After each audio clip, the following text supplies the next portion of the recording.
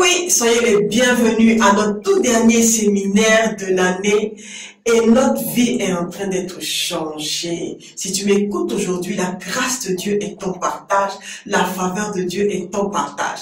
Attache ta ceinture, nous sommes en train de décoller. Je suis Maria-Esther Ouatou et si tu me suis pour la première fois, tu vas comprendre que la grâce de Dieu t'a localisé pour te faire du bien. Alors aujourd'hui, sans plus tarder, alors que nous sommes en train de nous connecter de toutes parts, je vais tout simplement commencer en annonçant ce qui va se passer durant ce séminaire-là. Donc, nous allons parler en grand thème de la faveur de Dieu pour accélérer. Et on aura une toute petite pause musicale de 2 à 3 minutes. Après, nous allons parler d'un deuxième sujet qui va faire du bien à quelqu'un. Et tout simplement, ce sujet-là, c'est comment être un adulte mature. Parce que j'ai remarqué qu'il y a beaucoup de personnes qui prennent de l'âge, qui sont des adultes à cause de leur âge, parce qu'elles sont dépassées 21 ans, mais elles ne sont pas matures. Et on va parler de comment être un adulte mature.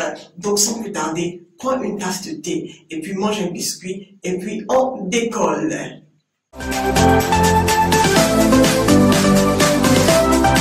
Donc, soyez une fois de plus les bienvenus. Je suis Maria-Esther Ouatou. J'ai la grâce d'être avec vous durant ces 1 heure de temps-là. Et puis, je suis tout simplement un pasteur, je suis auteur de plusieurs livres et je suis conseiller matrimonial, d'accord? Et puis, la grâce de Dieu m'a localisé pour pouvoir encourager les jeunes gens concernant tout ce qui est problème de cœur et les diriger parce que je suis passé par là. Donc, avec sa parole, avec sa sagesse, il me dirige et je sais que beaucoup d'entre vous, vous avez été bénis. Dans l'impact, nous avons commencé, pour être beaucoup plus précis, l'année passée, en 2021 et aujourd'hui, ça fait 1 an jour pour jour. Je tiens à dire merci à toutes les personnes qui ont souscrit à cette chaîne-là, à toutes ces personnes-là qui nous ont fait confiance, à toutes ces personnes-là qui ont pris le temps de pouvoir suivre les vidéos que Dieu nous inspirait. Je sais que vous avez grandi spirituellement, vous avez grandi en sagesse et vous avez grandi devant les hommes dans vos réactions et tout ça. Je sais que vous êtes impactés. Donc sans plus tarder, la faveur de Dieu pour avancer. Pourquoi la faveur? D'abord, qu'est-ce que la faveur? La faveur, c'est la grâce illimitée de Dieu. La grâce illimitée de Dieu sur ta vie, sur ma vie. Pourquoi illimitée? Parce que dans l'Ancien Testament, quand nous voyons la vie un peu des personnes qui ont rempli la Bible, bien qui ont parsemé la Bible, tous ces personnages bibliques-là, on peut voir une chose, c'est que quand Dieu choisit quelqu'un, il lui donne une aide, il lui donne une certaine approbation, tant spirituelle que physique. Et c'est ça qu'on appelle la grâce. Parce qu'il t'a choisi pour faire quelque chose, il est avec toi. Et si tu m'as déjà entendu enseigner, tu vas savoir que quand Dieu t'appelle, ce n'est pas forcément pour être un pasteur. Il appelle dans différents types de métiers, dans différentes choses, pour faire différentes choses, à différentes époques de notre vie. Donc, la faveur divine. Donc, pourquoi Dieu nous donne la faveur? Dieu nous donne la faveur afin que notre vie et notre appel, notre parcours soient facilités. La première des choses que la faveur fait, c'est de faciliter notre route. Faciliter à cause des obstacles. Faciliter à cause de tous les problèmes qu'on rencontre. Faciliter à cause de nos faiblesses. Moi, j'ai beaucoup de faiblesses. Et je sais que toi aussi, tu as beaucoup de faiblesses. Et je sais que l'année ne s'est pas passée comme tu voulais. Mais je sais une chose. Tu peux avoir commencé faible. Tu peux avoir eu des différentes situations qui t'ont éteint, qui t'ont refroidi, qui t'ont frustré, qui t'ont blessé, qui t'ont anéanti, qui ont tué ta foi. Mais je sais une chose, c'est que Dieu envoie sa faveur maintenant dans ta vie afin que tu puisses finir l'année en force. Reçois la faveur de Dieu maintenant même de là où tu es, au nom de Jésus-Christ de Nazareth. La faveur, comme je disais, facilite ta route. Ça ne veut pas dire que tu n'auras pas d'obstacles. Tu auras des obstacles. Mais parce que tu as l'approbation de Dieu, parce que tu as la mission de Dieu, il facilite la route. Et la deuxième des choses, la faveur de Dieu te fait avancer rapidement. Vous savez qu'il y a des nouvelles qui cassent, il y a des nouvelles qui nous anéantissent à l'intérieur de nous. Mais Dieu nous fait avancer par sa faveur. Oh, je me rappelle de l'histoire de Joseph. Quand je m'inspirais de ce thème-là, je n'ai pas eu une autre personne dans la tête que Joseph. Joseph était quelqu'un qui était comme un enfant immature.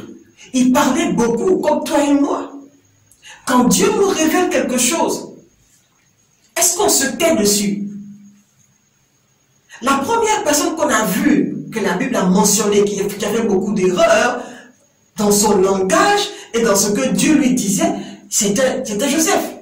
Il racontait à ses frères tout ce qu'il voyait dans les songes. Et on l'avait appelé le songeur. Mais est-ce que Dieu était absent? Est-ce que Dieu ne savait pas que Joseph parlait beaucoup? Est-ce que Dieu ne savait pas que Joseph était immature? Il savait. Mais il n'y a pas quelqu'un qui a bénéficié de la faveur de Dieu comme Joseph, malgré ses faiblesses, malgré son immaturité. Je vais te dire aujourd'hui, toi qui me suis, que Dieu, dans sa miséricorde, et parce qu'il t'a approuvé, il vient à ton aide. Il te donne sa faveur afin que tu puisses continuer ta route. La faveur arrive comme de l'huile qui t'emmène à pouvoir aller beaucoup plus vite. Quand nous lisons l'histoire de Joseph à partir de Genèse chapitre 37, on peut voir que Joseph était quelqu'un qui, comme ce que je disais, il parlait beaucoup. Mais quand nous continuons au chapitre 37, au chapitre 39, qu'est-ce qui s'est passé? Quand il a été vendu par ses frères et qu'il n'est pas dans la maison de Potiphar et toutes ces choses-là, on pensait que c'était une affaire de « Oh, voici maintenant le rêve de Joseph a été. » Donc tout ce qu'il avait dans les songes et les visions, là, tout ça c'est devenu zéro. Mais dans le plan de faveur de Dieu, dans le plan d'amour de Dieu pour Joseph, il a permis que différentes personnes prennent Joseph. Est-ce que vous me suivez?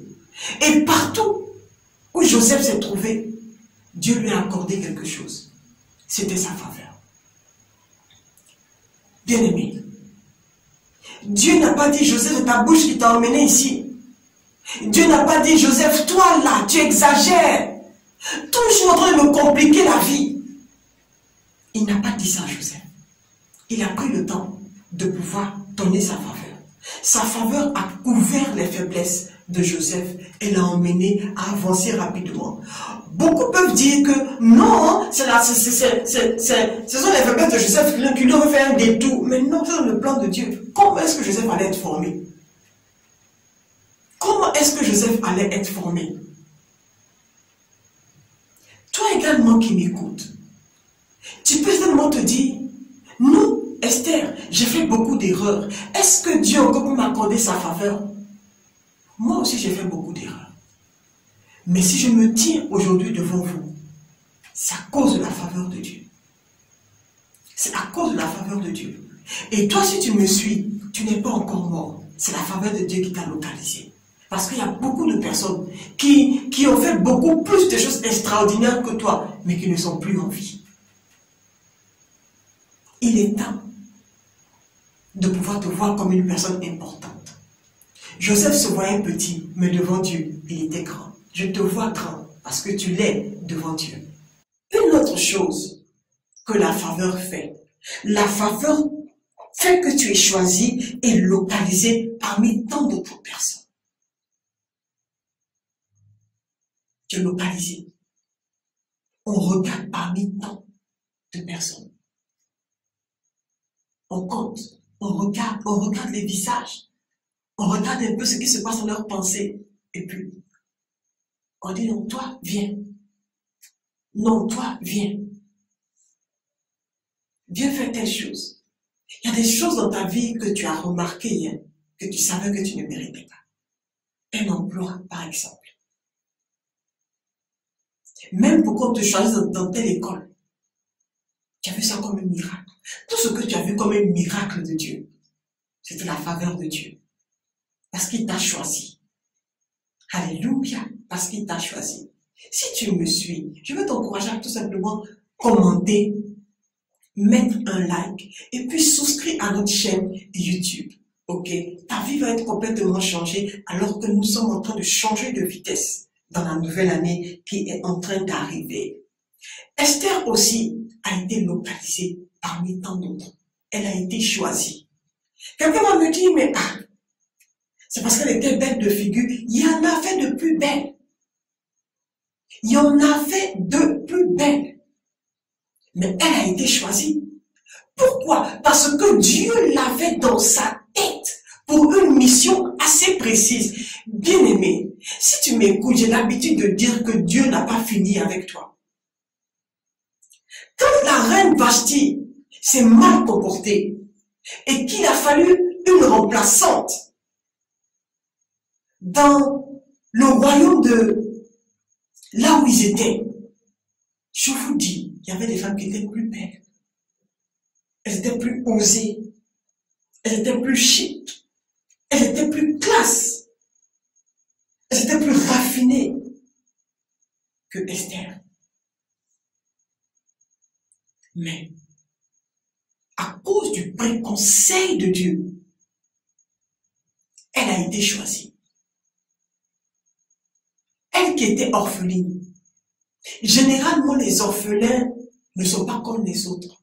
Ils ont un certain handicap. Ils ont un certain manque. Parce que quand les parents partent, il y a un suivi que tu n'as plus.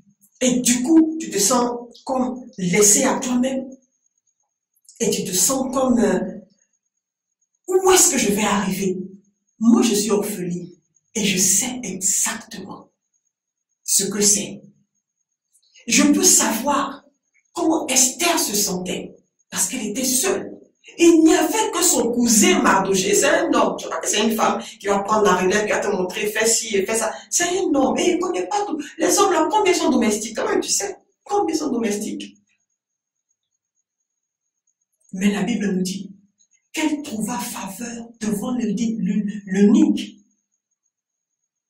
L'eunuque a trouvé qu'elle était spéciale. Et il a commencé à faire attention à elle. Pourquoi? À cause de la faveur de Dieu. Bien-aimé, je donne tous ces exemples-là afin que tu puisses, à partir de maintenant, décider de prier tous les jours pour la faveur de Dieu.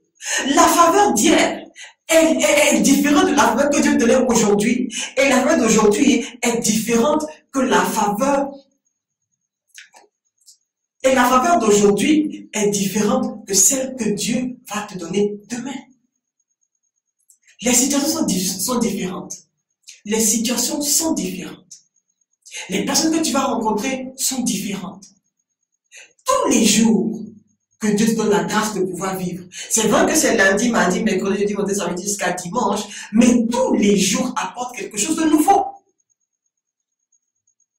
Moi, j'ai choisi de prier pour la faveur de Dieu partout où je passe. Et je peux voir la différence aujourd'hui. Alléluia. Je peux voir la différence aujourd'hui. Pour que toi-même tu puisses me suivre, c'est la faveur de Dieu. Parce qu'il y a beaucoup de choses que tu pouvais faire, mais tu as choisi de me suivre. Alors que tu te connectes à cette faveur-là que Dieu a déposée sur ma vie, Dieu va t'emmener devant l'écran en 2023 au nom de Jésus. Pour être choisi en tant que partenaire pour la vie, c'est la faveur de Dieu. Parce qu'il y a beaucoup de femmes qui sont belles, mais qui ne sont pas choisies. Mais regarde-toi, regarde comme les hommes te courent autour. C'est la faveur de Dieu. Il est temps de pouvoir regarder à ce qui se passe autour de toi comme j'ai la grâce de Dieu, j'ai la faveur de Dieu. Et tous les jours, quelles que soient les circonstances, Seigneur, donne-moi ta faveur. Merci pour ta faveur. Merci pour ta faveur. Merci pour ta faveur. Ne te tais pas.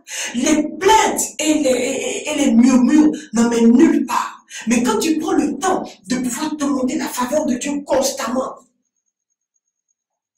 et cela m'emmène au prochain point, il te démarque. Dieu te démarque. Alléluia. Il te démarque pour faire des œuvres exceptionnelles qui vont émaner de l'esprit créatif qu'il va te donner. Une autre chose que j'aime avec Dieu, quand il te donne la faveur, il te donne un esprit créatif.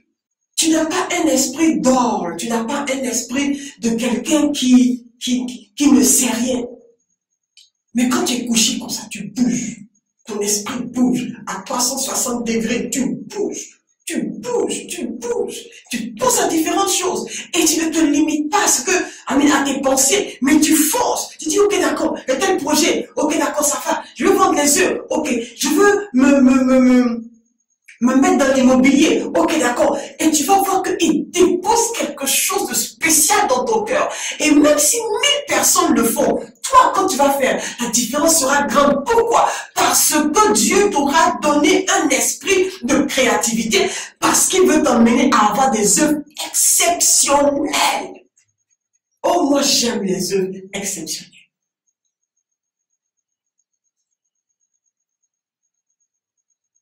J'aime les œuvres exceptionnelles.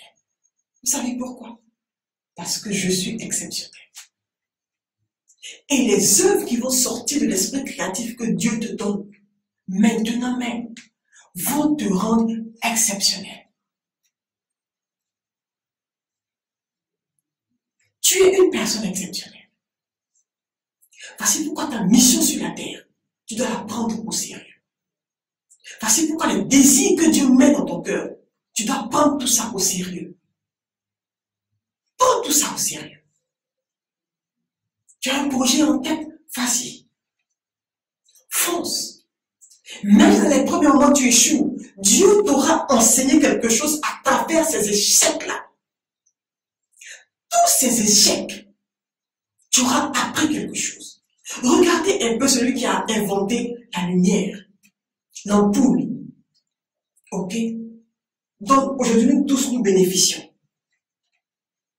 Vous savez combien de fois il a essayé? Plus de 1000 fois.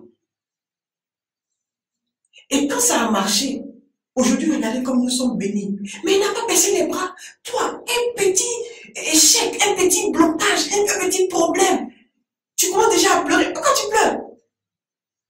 Si tu bénis de la lumière, c'est parce que quelqu'un a été persévérant. Quelqu'un a été résistant. Et quand on lui a demandé, mais est-ce que tu n'as pas été découragé quand tu as appris, quand tu as échoué plusieurs fois? Il a dit non. J'ai appris 1000 fois comment faire pour qu'une lampe ne marche pas. C'est tout.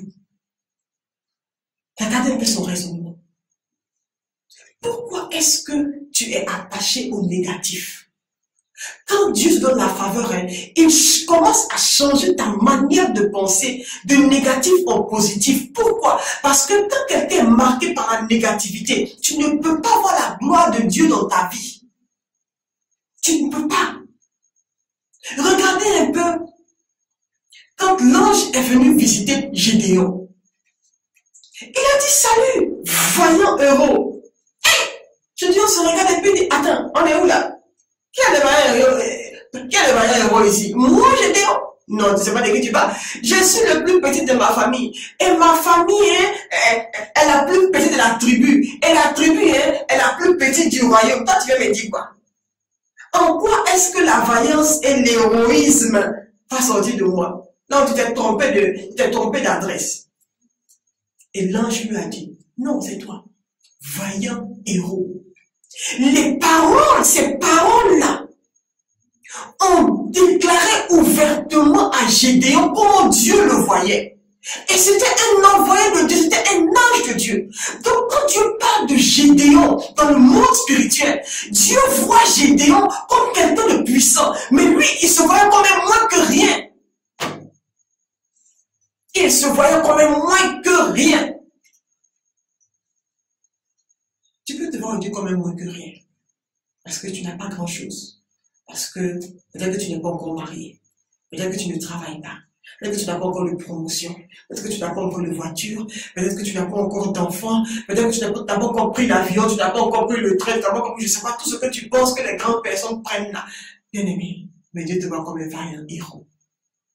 Dieu te voit comme une femme de valeur. Une femme vertueuse qui a beaucoup à donner, en qui il a investi à travers les hauts et les bas de la vie. Beaucoup de bonnes choses. Il est temps de ne plus pleurer. Il est temps de ne plus pleurer. Parce que quand Dieu te donne la faveur et qu'il te dit ce que tu es, comme ce que je veux te dire aujourd'hui, ça complètement change ta manière de penser. Et c'est ce que je veux que tu fasses. Je veux que tu finisses l'année avec une nouvelle mentalité de te voir toi-même. Déclare la faveur dans ta vie, déclare la faveur dans ton futur, déclare la faveur dans tes projets, déclare la faveur dans ta santé, déclare la faveur dans ta foi et déclare que ce que tu n'as pas pu accomplir, alors que Dieu te donne la grâce et qu'il te voit comme quelqu'un qui est un héros, tu vas accomplir de grandes choses dans l'année qui vient. Au nom de Jésus. La Bible nous dit, ce n'est ni par la force, ni par la puissance, mais c'est par l'Esprit de Dieu. Et c'est par l'Esprit de Dieu aujourd'hui que je viens te dire, lève-toi, change tout simplement les choses négatives. Tu n'es pas moins que rien, tu n'es pas malade, tu n'es pas mourant, même si c'est le pronostic et le diagnostic des médecins. Ce n'est pas ce que Dieu voit en toi. Dieu voit quelqu'un de fort, Dieu voit quelqu'un qui est en bonne santé, Dieu voit une femme féconde, Dieu voit une personne prospère, parce que c'est ce qu'il a préparé pour toi. L'esprit négatif, être abattu, ne vient pas du Saint-Esprit. Ça vient du diable. Et c'est pour te retarder. C'est pour éteindre le feu que Dieu a déposé en toi. Oh, qu'est-ce que la Bible nous dit? La Bible nous dit que Dieu fait de ses serviteurs des flammes de feu.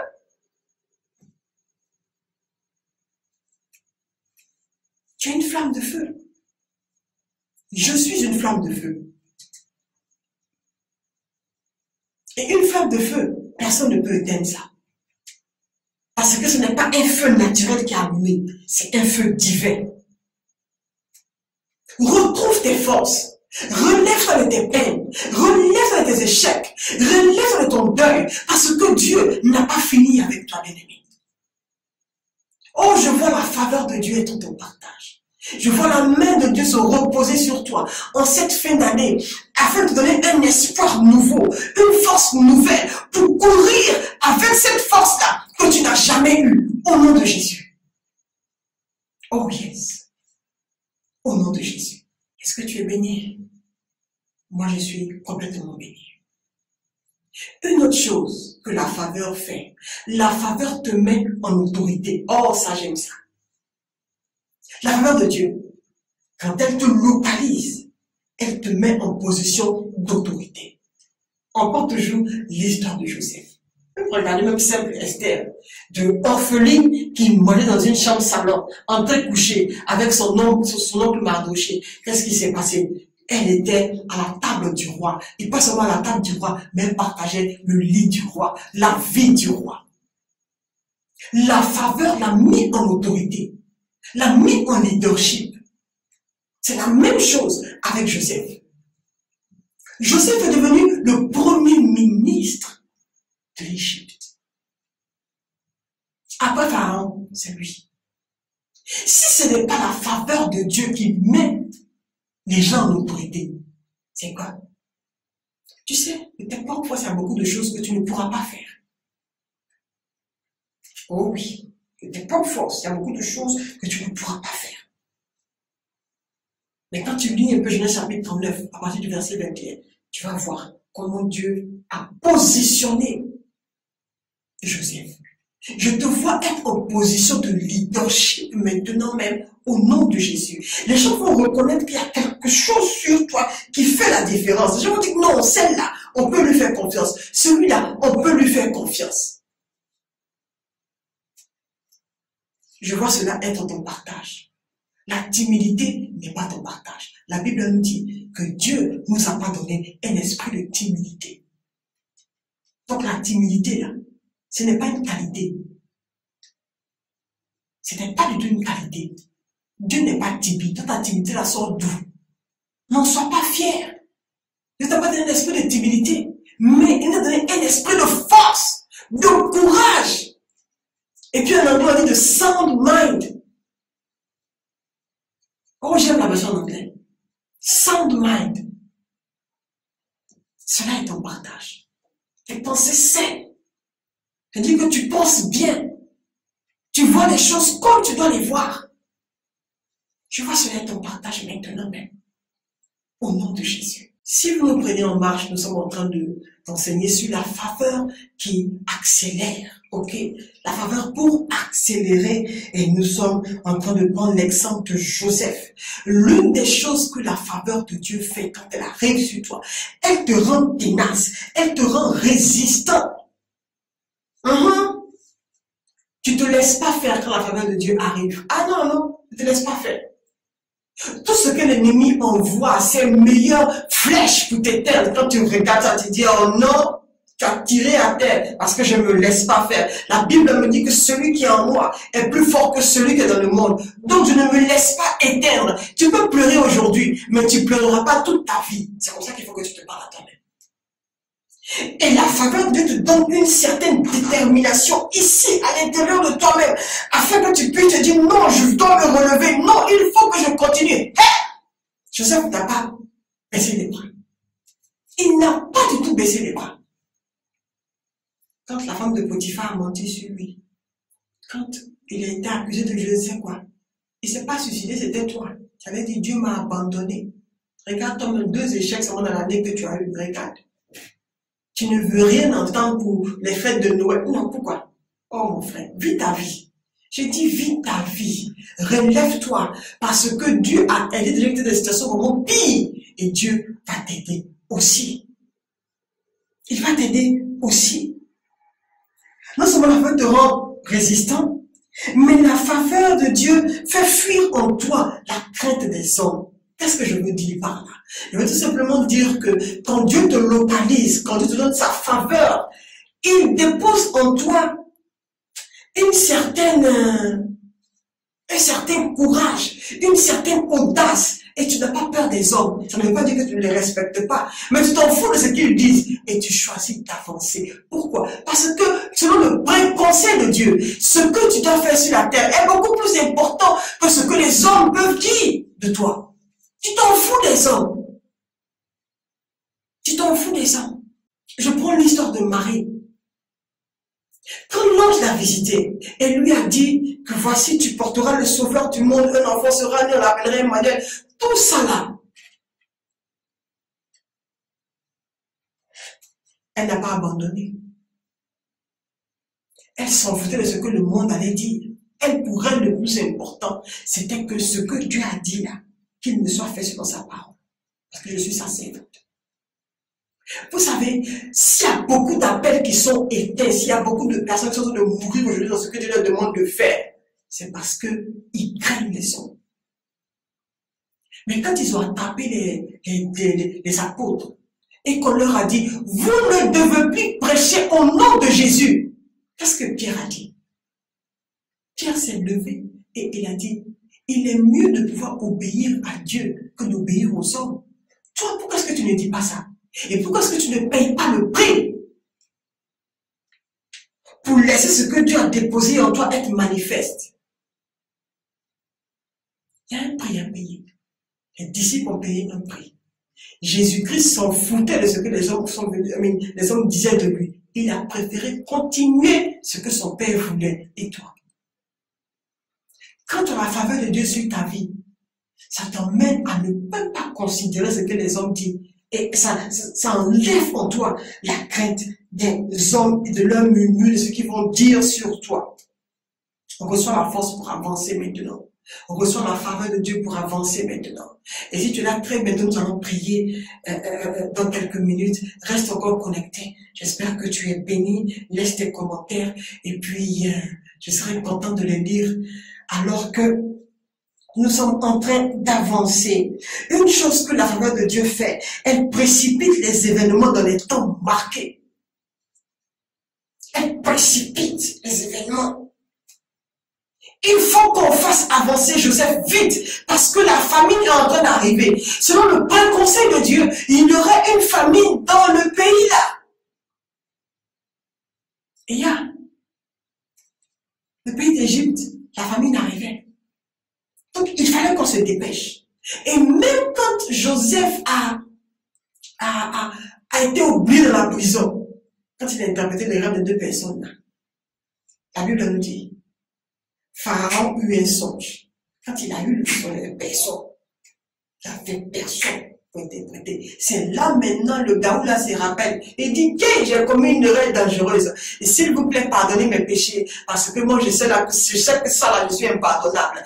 Il y a un gars là, un petit hébreu là-bas dans ma prison, là-bas, on a fait le songe ensemble. Le gars là, même quand il a interprété, c'était pépé. Quelqu'un dit pépé.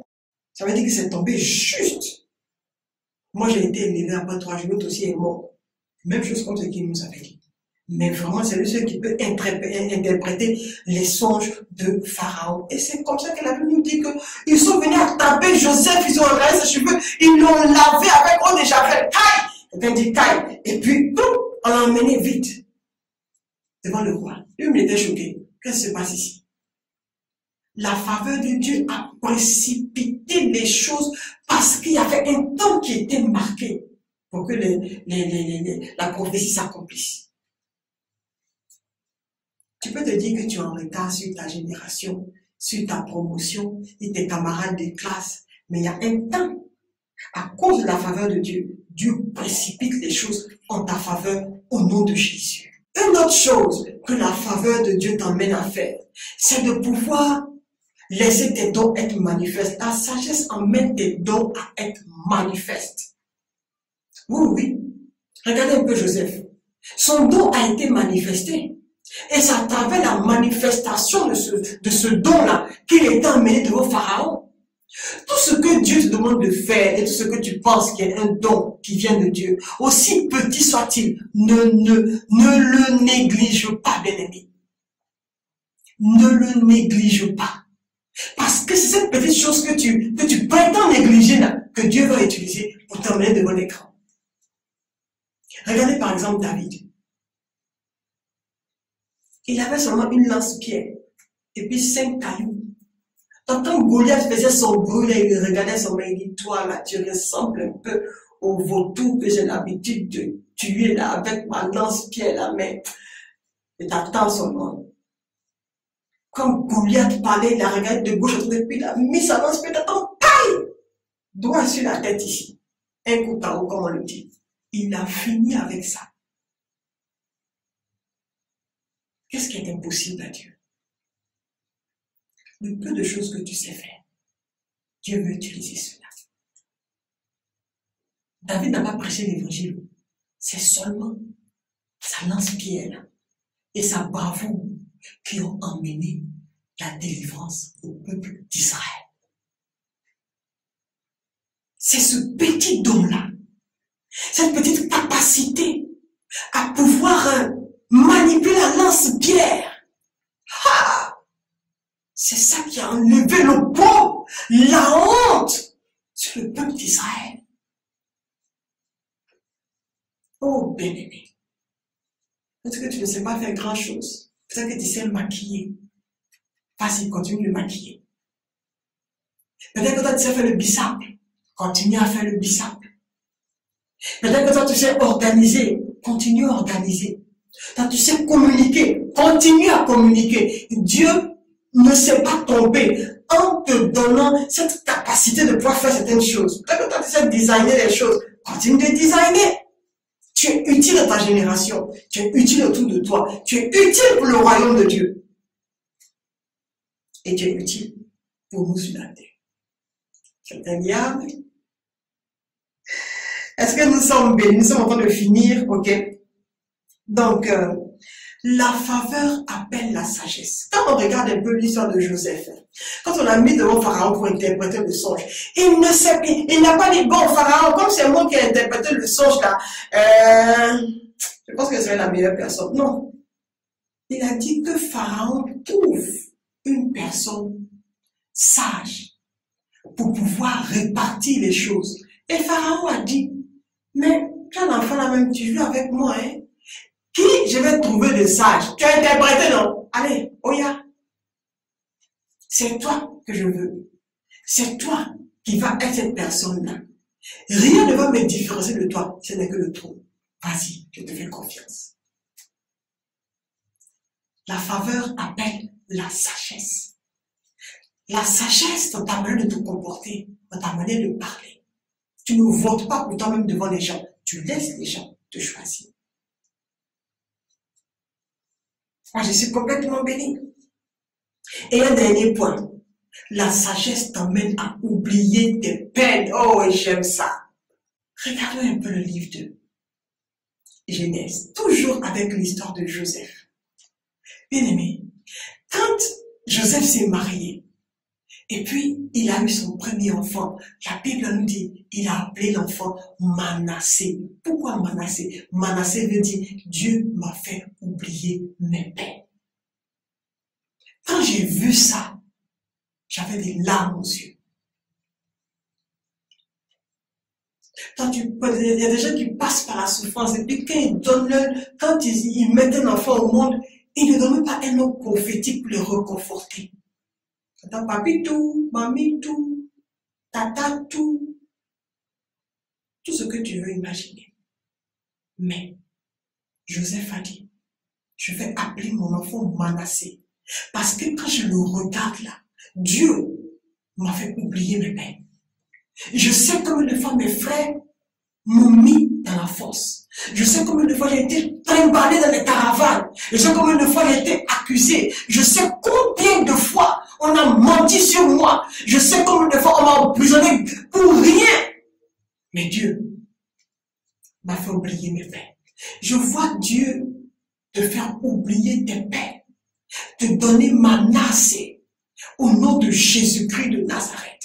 Je vois la main de Dieu déposer une certaine faveur sur toi afin que tu puisses commencer une nouvelle année avec gloire, avec force, avec sagesse, avec aisance, avec protection au nom de Jésus-Christ de Nazareth.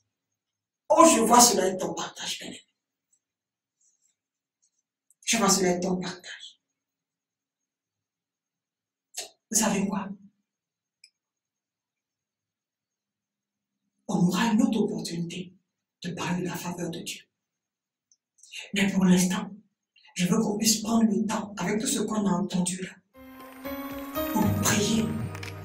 Je veux que tu puisses mettre ta main sur ta poitrine et prier pour toi, et lui dire, Seigneur, c'est vrai que je suis faible, c'est vrai que j'ai eu des échecs, mais je veux croire en ta faveur. Je réclame ta faveur. Je réclame ta faveur. Je prie avant que la note est finie. Donne-moi ta faveur. Oh bien-aimé, prie avec moi. Seigneur, je prie pour tes enfants. Je prie pour ton fils. Je prie pour ta fille maintenant. Seigneur, tu as donné la faveur à Joseph, à Esther, à Marie, à Gédéon. Et Seigneur, nous réclamons cette même faveur-là. Faveur qui facilite. Faveur qui fait avancer rapidement. Et Seigneur, tu as accordé la grâce, Seigneur, à Joseph, afin qu'il puisse dire Manassé. Et nous déclarons, Seigneur, Manassé dans notre vie, parce que ta faveur nous fait oublier nos peines au nom de Jésus. Seigneur, merci, parce que ta faveur précipite les choses dans notre vie, au nom de Jésus. Je déclare que je cours avec facilité. Je déclare que je cours avec vie. Je déclare que je finis l'année avec grâce, avec faveur, au nom de Jésus-Christ de Nazareth. Confesse avec moi, ma vie est bénie. J'avance. La faveur de Dieu est mon partage. Je ne serai plus à la queue, mais je déclare que je suis à la tête. Je déclare que 1000 hommes à mon côté et 10 000 à ma droite, je ne serai pas à tête. parce que tu es avec moi. Éternel, tu es ma force. On déclare avec moi, tu es ma force. Je déclare que j'ai ta faveur dans toutes mes entreprises. Je suis béni, je suis prospère. La paix de Dieu est mon partage. Je déclare que j'ai des pensées saines au nom de Jésus-Christ de Nazareth. Je déclare que je mange avec les grands. Je déclare que tout comme tu as fait paraître Joseph devant le Pharaon, c'est comme ça que je parais devant les grands de ma génération. Au nom de Jésus, je déclare que je suis choisi comme Esther a été choisi parmi tant d'autres. Au nom de Jésus-Christ de Nazareth. Ma Koubahila Kosakaya. Frère, prie. Sœur, ne te tais pas, prie. Et réclame la sagesse de Dieu. Réclame la faveur de Dieu. Réclame la paix de Dieu. Réclame la provision de Dieu. Ikabahimo Sakatoya. Au nom de Jésus-Christ de Nazareth. La faveur est ton partage. La faveur pour te faire accélérer en toutes choses. Accélérer dans ta compréhension. Accélérer dans tes choix. Accélérer dans ton caractère. Accélérer dans la productivité. Parce que la vitesse est une qualité qui emmène loin. Tu n'es plus jamais le même. Je te vois maintenant recevoir la faveur de Dieu. Au nom puissant de Jésus-Christ de Nazareth. Tu ne seras plus dans la honte. Maintenant même, l'Éternel des armées te recouvre de sa faveur.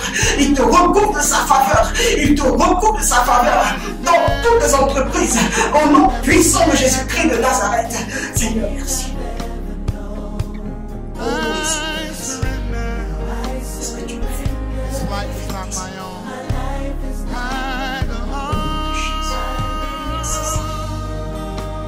Merci. Merci pour ta faveur sur nos vies. Merci parce que nous ne sommes plus jamais loin. Merci, Seigneur. Que ton nom soit béni dans nos vies. Merci. Au nom de Jésus. Amen. Vous savez quoi? Alors que nous sommes en train de passer à la deuxième partie, nous allons faire une pause pour prendre une très bonne offrande, alors que le frère Paul-André va nous encourager avec cette chanson-là de persévérer. Donc prenons nos offrandes et semons afin que nous puissions toucher cette grâce, d'avoir aussi la faveur comme Esther.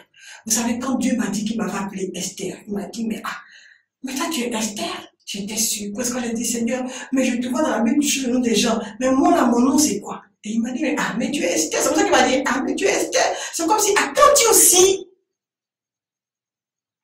Est-ce que tu ne peux pas voir la même faveur que Dieu a déposée sur ma vie? Prends ton offrande, nous allons prier. Seigneur, je déclare que toutes les personnes qui vont semer une offrande, maintenant même, déverse sur eux une mesure de faveur qu'ils ne vont pas comprendre au nom de Jésus. Seigneur, manifeste ta grâce sur tes enfants. Bénis chaque personne qui donne et ouvre-leur une porte grandiose. Accorde-leur un miracle. En cette fin d'année, je prie au nom de Jésus. Que Dieu bénisse vos offrandes, que Dieu bénisse vos mains et l'œuvre de vos mains. Semez maintenant et écoutez. La voie est difficile.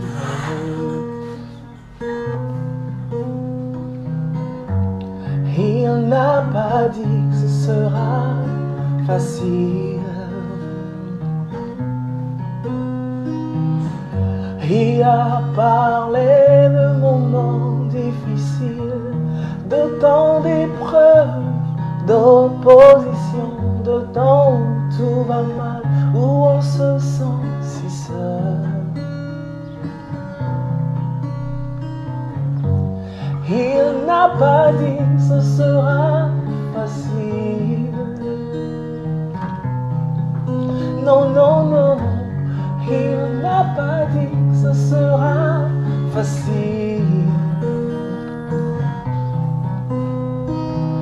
Pourtant, à cause des épreuves, à cause des souffrances, tu t'es découragé.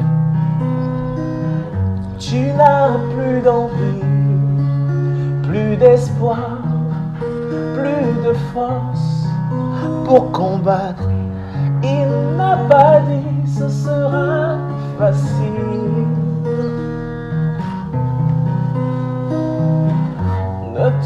pas la page, tu dois te relever, continuer à marcher, tu dois persévérer, persévérer, persévérer, persévérer, persévérer.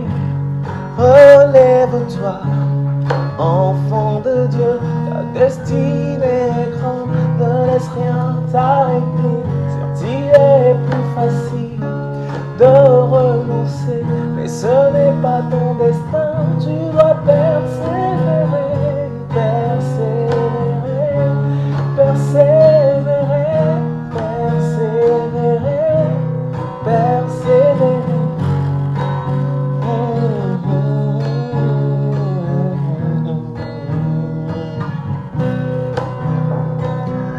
Est-ce l'attente d'un enfant ou du mariage? Est-ce les défis financiers qui vont t'arrêter? Garde tes bonnes valeurs, ta détermination.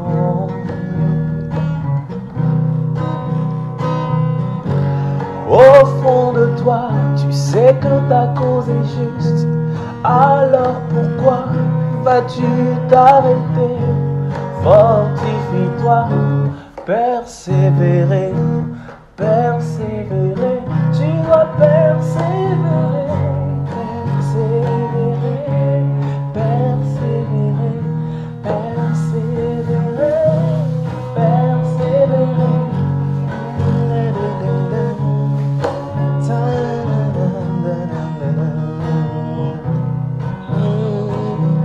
Quand es-tu heureux sans combat?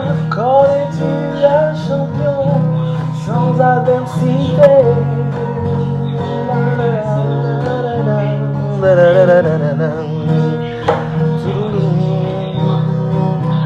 Que Dieu restaure tes dons, restaure tes forces, restaure ta vision, te relève.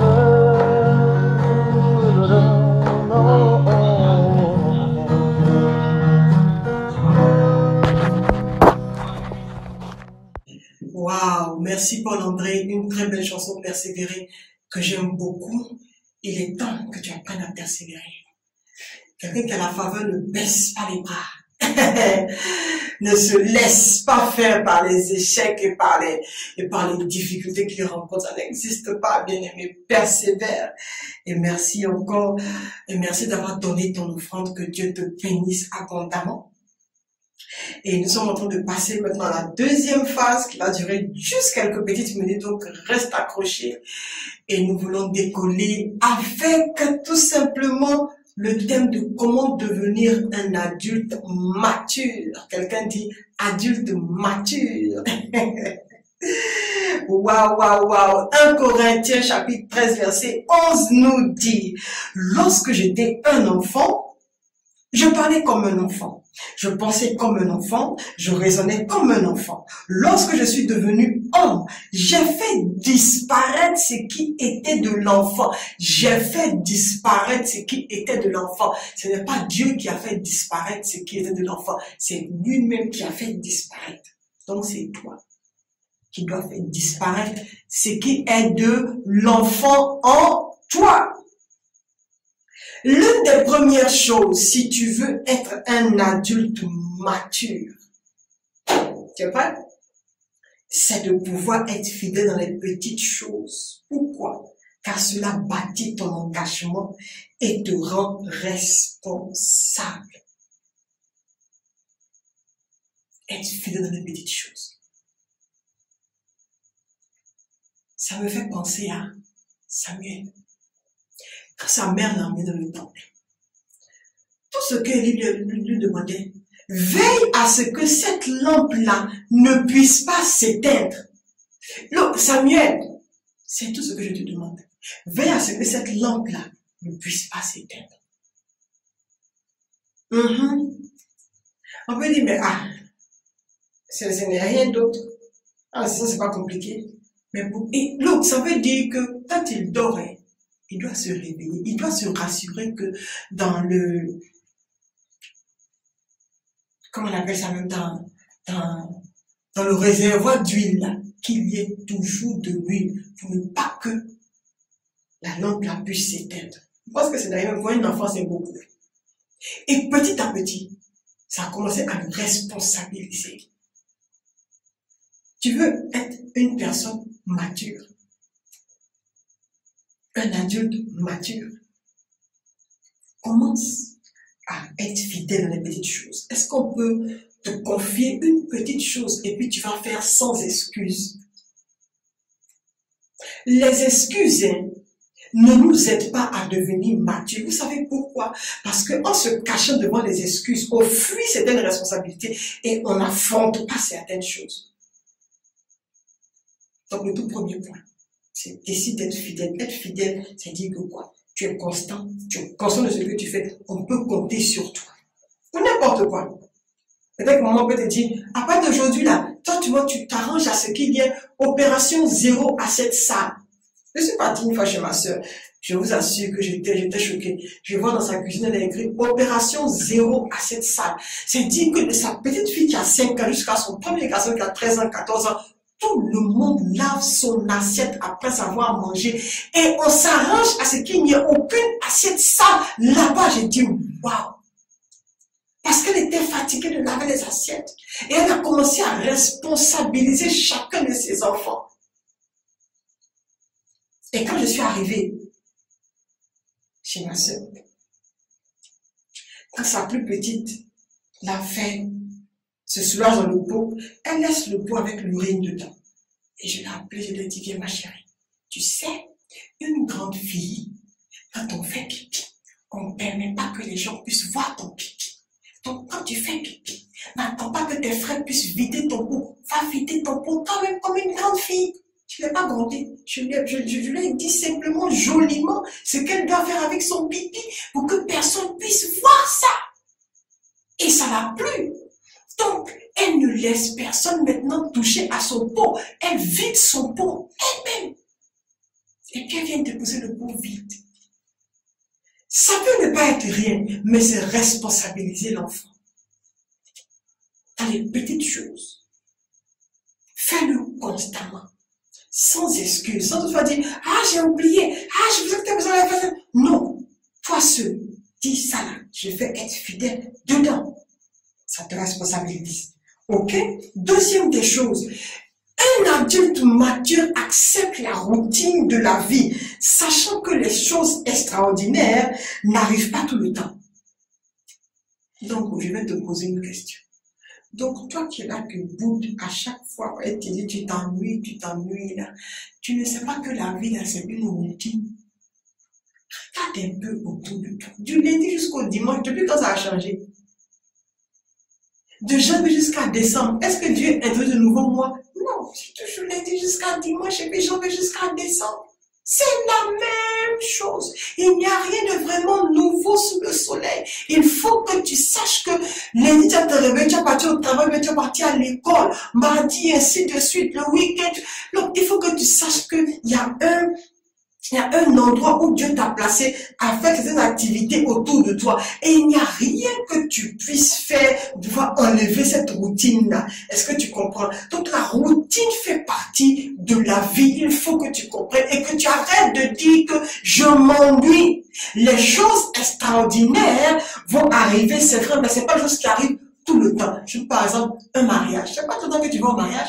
Ce n'est pas tous les samedis que tu vas au mariage. Vrai ou faux? C'est une fois en passant. C'est une fois en passant. Que tu vas à une cérémonie de mariage, cérémonie de baptême, que tu vas, par exemple, que tu voyages ici, mais ce n'est pas ta vie.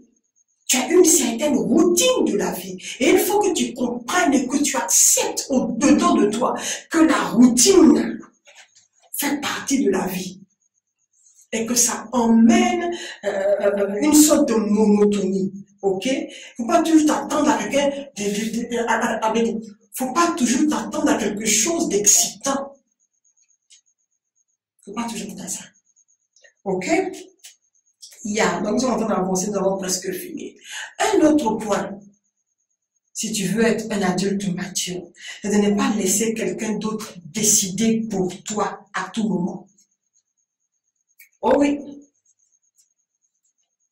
Regardez, même quand Dieu même nous a créés, dans le Proverbe, il a dit, je mets devant toi la vie et la mort. Choisis. Il te dit, choisis la vie. Mais combien d'entre nous qui choisissons la vie? Est-ce que Dieu est là? Combien d'entre nous qui choisissons la vie? Qu'est-ce que je veux dire par là? Dieu ne décide pas pour nous à tout moment. Et la raison pour laquelle beaucoup de personnes sont coincées, c'est parce qu'elles veulent que Dieu décide pour elles à tout moment. Dieu, qu'est-ce que je dois porter? Dieu, qu'est-ce que je dois manger? Dieu, tout! Saint-Esprit, aide-moi à me laver. Tout pour toi, ça doit être le Saint-Esprit, ça doit être Dieu, ça doit être ça, ça doit être... Hé, calme-toi. Dieu t'a doté d'un libre arbitre. C'est dire que quoi, tu n'es pas un robot. Tu es responsable de tes actes. Choisis ce que tu veux choisir. Choisis. Je t'ai béni avec une intelligence, je t'ai béni avec une capacité mentale qui fonctionne. Donc choisis. Arrêtons de laisser les choix les plus importants de nos vies à nos autorités. Est-ce que vous comprenez? Ne laisse pas les choix de ta vie être faits par quelqu'un. Parce que ça va finir par te bouffer et par te tuer à petit feu. Tu sais pourquoi? Parce que les personnes ceux qui tu comptes pour choisir pour toi, ne seront pas là quand les conséquences vont arriver. Elles ne seront pas là. Elles ne seront pas là. C'est Dieu qui a choisi Ève pour Adam. Vrai ou faux? Adam, lui, il était en train de faire la sieste. De midi à 14h, quand il se réveille, voici Ève. Mais quand il y a eu un premier problème, qu'est-ce que Adam a dit? C'est la femme que tu m'as donnée. Dieu dit, hé, mon affaire, c'est moi, d'accord, c'est moi qui ai. Depuis ce jour-là, Dieu ne met plus sa bouche dans le mariage des gens. Si tu veux prendre telle personne, prends la personne. C'est toi qui vas avec les conséquences et avec les choses, les bonnes choses qui vont avec. Il y a beaucoup d'autres choses comme ça. Dieu ne met pas sa bouche dedans. Et je veux que tu comprennes qu'en tant qu'une personne mature, tu dois décider pour toi-même. Décide pour tes études. Je me rappelle, je parlais avec une jeune fille là qui, son père m'a appelé et son père m'a dit, pardon, je veux que tu aides ma fille parce qu'elle est elle est à l'université et elle fait français. La petite, quand j'ai commencé à la suivre, elle n'aime pas le français. Elle ne comprend l'autre, elle ne comprend rien, elle ne veut même pas sentir le français. Et j'étais obligée un jour de lui demander, écoute ma chérie, pourquoi est-ce que tu es venue apprendre le français? Vous savez ce que l'enfant m'a dit? Elle dit parce que ma grand-mère m'a dit de faire français. Regardez comme c'est idiot. Ta grand-mère qui a presque fini sa course te dit, toi, tu es en train de courir, va faire français. Alors que c'est pas que tu es attiré par le français, c'est pas que tu aimes le français. La petite n'aime pas.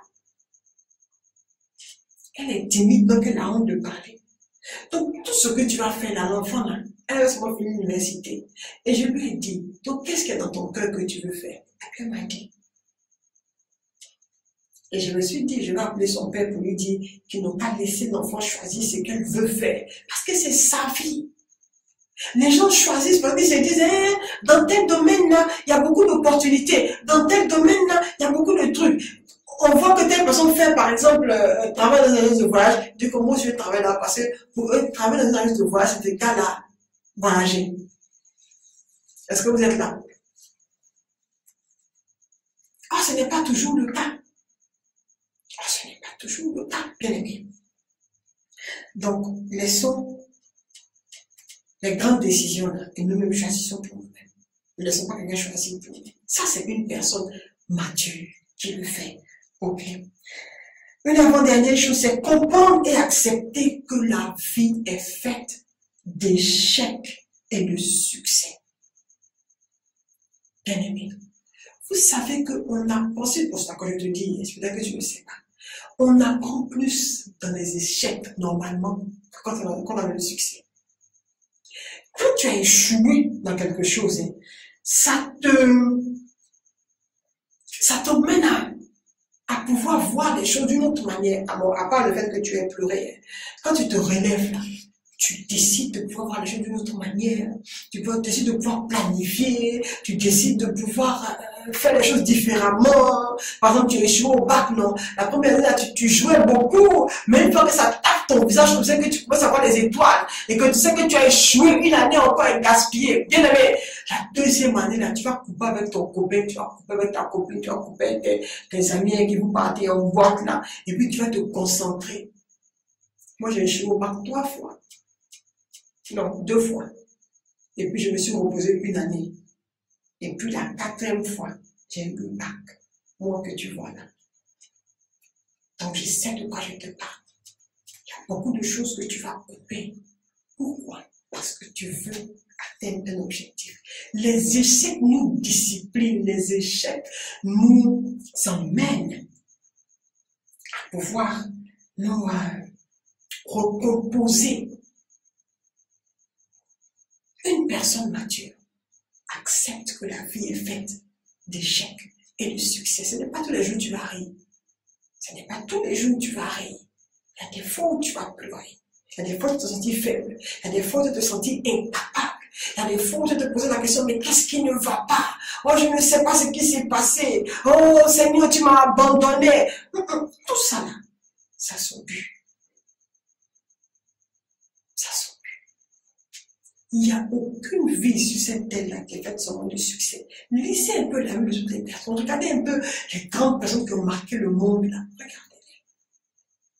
Ils sont passés par des temps terribles, d'échecs, d'abandon, de rejet, de dépression. Mais quand ils ont réussi, quand ils ont persévéré, puis ils ont réussi, aujourd'hui, toi et moi, on est bénis par ce qu'ils aient, parce qu'ils ont bien fait de persévérer. Et je veux te dire, la vie est faite d'échecs et de succès. Persévère. Parce que tu ne pleureras pas à tout moment. Persévère. Parce que le succès est aussi ta portion. Quelqu'un dit Amen. Une dernière chose, et puis nous allons nous séparer. Un adulte mature apprend à planifier avant d'agir. Luc chapitre 14. Verset 28, allons-y. La Bible nous dit, lequel d'entre vous, s'il ne veut bâtir une tour, ne s'assoit à bord pour calculer la dépense. Toute personne intelligente planifie avant de pouvoir se lancer là-dedans. Tu as subi des échecs, c'est parce que tu n'as pas planifié. Il est temps de t'asseoir et d'apprendre à planifier d'abord afin de pouvoir agir. Si vous êtes sur ma page YouTube, vous allez voir que je donne un enseignement sur comment planifier sa journée. Donc je vais vous encourager à être des personnes qui planifient. Planifie avant d'agir et ne te lance pas dans la chose sans avoir planifié. Tu veux partir en voyage, planifie ton voyage. Tu veux étudier quelque chose, planifie cela. Tu veux ouvrir un business, planifie. Tout ce que tu fais, planifie. Planifier veut dire quoi? Étudie le marché et trouve la méthode appropriée. Ça va t'aider. Ok? Ça va t'aider. Donc, planifie avant d'agir. Et là, c'était mes petits conseils pour finir l'année. Et je veux te dire que tu ne dois pas être dans la désolation, dans la tristesse, dans les pleurs, parce que Dieu n'a pas fini avec toi. Relève-toi de tes cendres, parce que la faveur de Dieu est ton partage et décide de planifier ta vie. Planifie ton année, décide qu'est-ce que tu veux faire de ton année, comment tu veux que ta vie tourne. D'abord, il faut que tu prennes la faveur de Dieu. Ensuite, il faut que tu planifies ta vie. Aide-toi à un projet majeur et puis décide de foncer sur ces projets-là, tout en demandant l'aide de Dieu, la sagesse de Dieu, la méthode de pouvoir faire les choses. Et puis, documente-toi là-dessus et tu vas voir que tu auras du succès dans ce que tu entreprends. Confie-toi en l'Éternel. L'année est en train de finir. Confie-toi en l'Éternel. C'est le moment de pouvoir se cacher pour aller chez la face de Dieu. Et c'est pas le moment de pouvoir rentrer dans l'année saoulé, ni dans une boîte de nuit.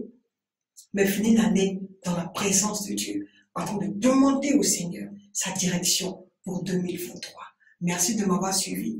Merci de faire partie de ce séminaire. Merci de faire partie de la grande famille de ton impact. Que Dieu te bénisse. N'oublie pas de souscrire, que sa paix demeure avec toi, que sa grâce en ton partage, et je déclare la faveur de Dieu dans tout ce que tu fais.